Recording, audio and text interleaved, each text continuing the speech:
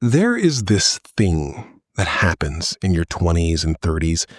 You look around, you feel mostly fine, and somewhere in the back of your mind, you know something is not adding up. Not dramatically, not in a way you can point to, just a quiet scratch at the back of your mind. A growing awareness that the gap between where you are and where you thought you would be by now is getting harder to ignore. You wake up on a Monday. Then somehow it is Saturday. Then Monday again. You weren't lazy. You were not careless. You were just reacting to the week. And if you stack enough of those weeks without redirecting any of them, they become months, then years. You're 20, 21, and then you wake up at 27, and where you thought you would be is not where you are. And if you're not careful, you wake up at 35, at 45, and the whole thing has just passed you by.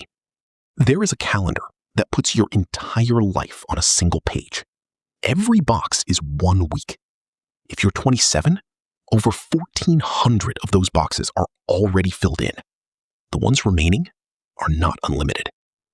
Most people are not failing because of bad luck. They are failing slowly, quietly, in ways that are almost invisible day to day. The hard part is it does not happen because of one big mistake. It happens because of 4 forces stacking up in the wrong direction for years. Think of it like small purchases. You look around and you're spending $20 here, $20 there, little items, little microtransactions. None of them feel significant. Collectively, they drain everything. And at least one of these forces is working against you right now. This channel is about naming the things that are quietly working against you and giving you the frameworks to change them. Today, you are going to name the first 4. Call it the slow collapse. No single item on this list will ruin you on its own, but left unchecked, they compound in the wrong direction until the gap becomes impossible to close. This one gets the most capable people. A decent job, a reasonable income, a life that looks fine from the outside. And because nothing is technically wrong, there is never a compelling reason to leave. The discomfort is low grade, chronic, but manageable. So people stay. I have had this conversation with Uber drivers more than once. You get the ones who open up, and there is a version of it that comes up again and again. The driver who spent his whole adult life working long days, telling himself that one day he would finally get to enjoy what all that work was for. And when you ask what he would tell his younger self, the answer is almost always the same. Enjoy it. Not quit, not blow everything. Enjoy the life that is happening while you are waiting for the future version of it to arrive. I heard a version of this constantly in one of my first professional roles, which was sales over the phone. Part of that job is building rapport, so you end up in real conversations with people at all different stages of life. Some of the older clients loved to talk and loved to give advice, and a lot of them said the same things. Do not wait until 60. Because when you get there, you might have money, or you might have less than you planned. You might have your health, or you might not. Some of them told me about friends who had worked their whole lives and died at 45, 50. People who had the plan and ran out of time before they could use it. There is a balance. You need to save and invest an appropriate amount. Spending everything in your 20s is its own trap. But banking your entire life on a future version of yourself who will have the time, the health, and the energy you are imagining right now is not a plan. It is a gamble.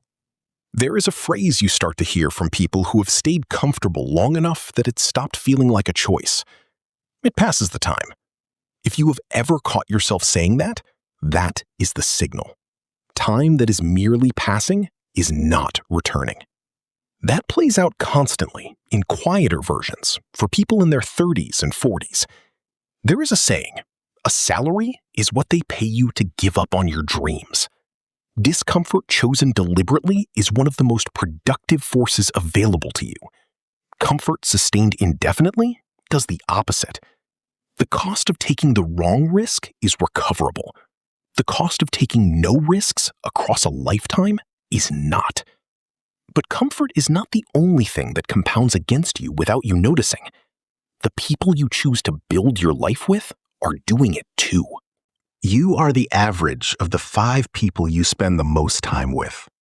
Not in a motivational billboard sense.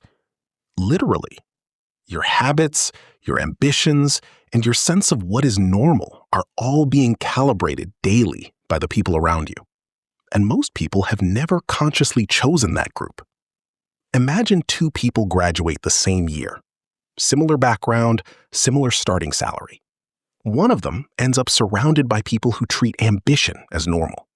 The other drifts into a circle where the Friday plan is always the priority, and any talk of building something gets met with a joke.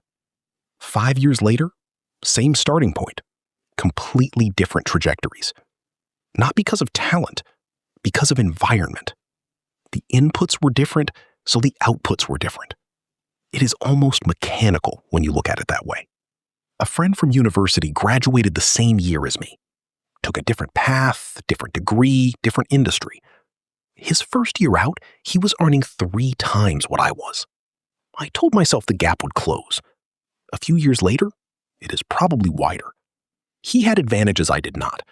But the more honest answer is that his environment calibrated for different numbers than mine did, and the choices we each made along the way reflected that. That calibration compounds the same way interest does. What I did not think about for a long time is that comparison only ever runs in one direction. You look at the people further ahead, and the gap reads like evidence that something is wrong with you. But I have had people reach out to me who say they feel behind when they look at where I am, and that always catches me off guard, because in my own head, I am running the same comparison toward my university friend. That feeling lives in both of us at the same time, pointed in completely different directions. Someone is looking at your chapter 3 and calling it a finish line. The comparison is almost always missing context. You are measuring your inside against someone else's outside. Their full variables never make it into what you see. That is not a real comparison. It is a feeling dressed up as data. The only one worth running is you versus a past version of yourself. To be honest, you cannot control where you came from, how much money your parents had, the advantages or disadvantages you started with. A lot of that is out of your hands. What you can control is what you do from this point forward. Alex Hormozy talks about this. Everyone cheers for an underdog. Everyone loves a comeback story. But there are no awards given out for the past. The trajectory changes with what you do next. The same logic applies to the people you choose to learn from. Sometimes that is someone you work with or cross paths with in real life. Sometimes it is someone you have never met. A book they wrote, a podcast they run, a channel they built. It does not matter. Someone who is even a year or 2 ahead of where you are and is honest about how they got there can hand you lessons that would have taken you years to learn on your own. You do not have to make every mistake yourself. Some of the most valuable education available is free if you pay attention to the right people. If your circle is full of people who are coping, escaping, and just getting by, then getting by starts to feel like the standard. And if you ever push beyond that, you will feel the friction. But the opposite is just as dangerous and gets talked about less. Chronic isolation corrodes judgment, accelerates depression, and removes the accountability most people need to stay honest with themselves. You are wired for community. The people who try to go it completely alone rarely outperform the people who built the right room. Audit your 5. Not to cut people off ruthlessly, but to be honest about whether the people closest to you are making it easier or harder to become who you are trying to become. Ask yourself, if you were in their position right now, what would your days look like? And even with the right people around you, there is still something that can quietly derail everything from the inside. Most people were never taught this part. Most people have never been taught how money actually works, beyond the basics. We are not taught this in school. And while earn more and spend less is not wrong advice, it is missing the part that changes everything. Every time income increases, there is a natural pull to let expenses rise with it. New car, bigger apartment, more subscriptions. Each individual upgrade seems reasonable. Collectively, they trap you because they raise the floor of what you need to survive without moving you closer to freedom. Calculate your bare minimum. What do you actually need every month to survive? Multiply that by 12, then by 25. If you need $3,000 a month, that is $36,000 a year, and $900,000 as the number you are working toward. That amount, invested and drawing at a 4% withdrawal rate, is the point where your money can replace your income. Most people have never done that math. Most people have never even started. A single dollar invested in your mid-20s can be worth multiple times of itself by retirement. Not because of anything clever, but because time does the work. The difference between starting at 22 and starting at 32 is not a percentage. It is a decade of work you do not have to do. Financial illiteracy is not a neutral position. It is expensive. Every year without a system is a year of compounding you cannot get back.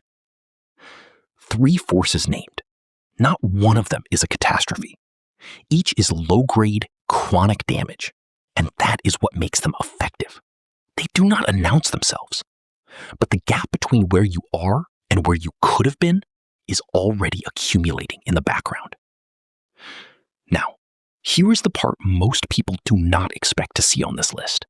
The device in your pocket right now is one of the most powerful tools ever built.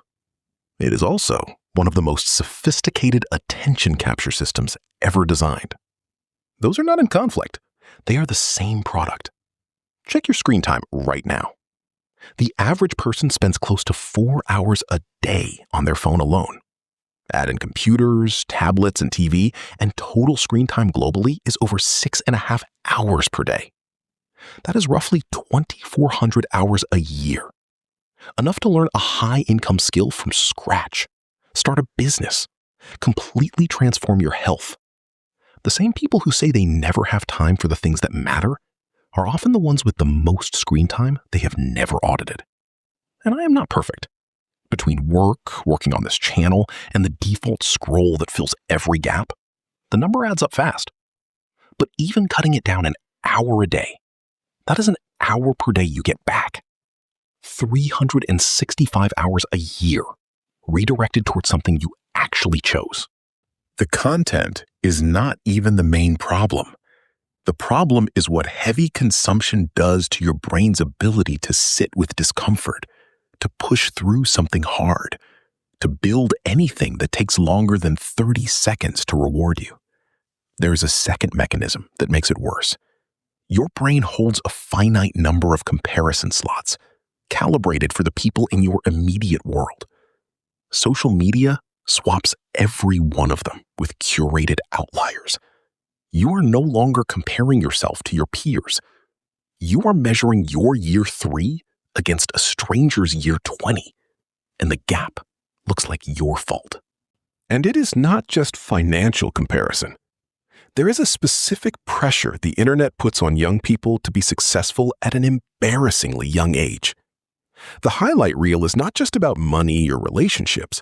It is about timelines, about how old the person was when they figured it out, when they built something, when they arrived. Which means you are not just measuring your net worth against someone else's, you are measuring your entire trajectory against a curated version of someone else's best chapter.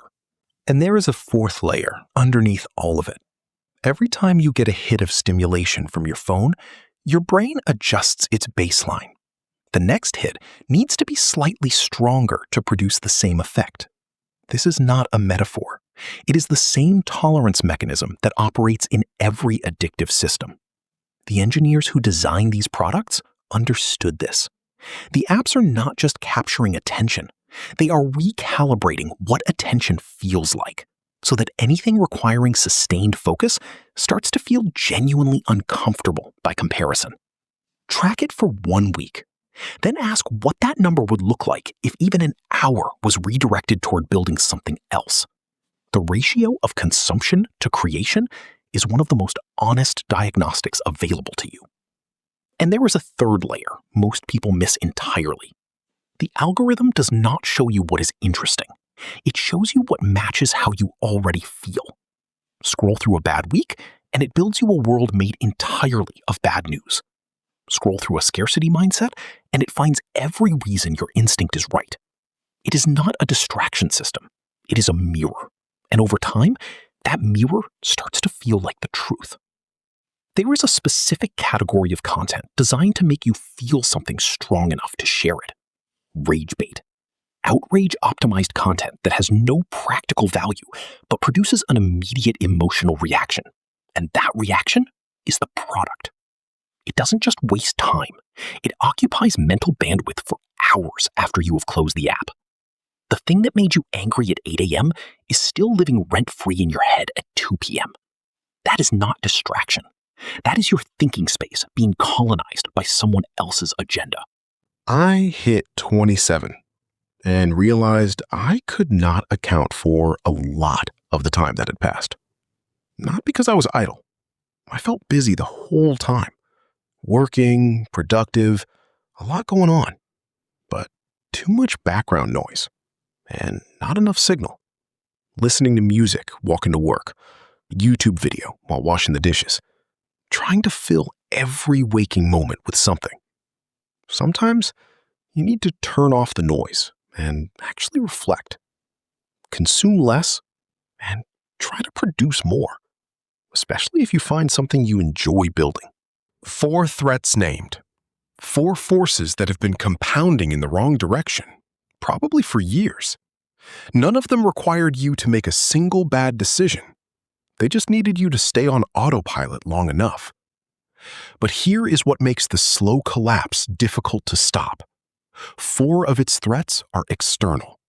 They are the environment, the system, the device, the circle.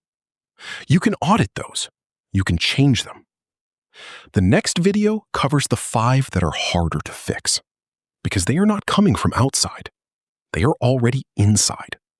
And the most dangerous one on the list controls all the others.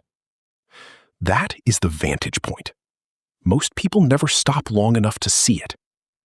Drop a comment with which of these 4 is doing the most damage for you right now. I read every one. If this shifted something, a like helps it reach someone who needs the same view. Subscribe for the next framework. The next video is already worth your time.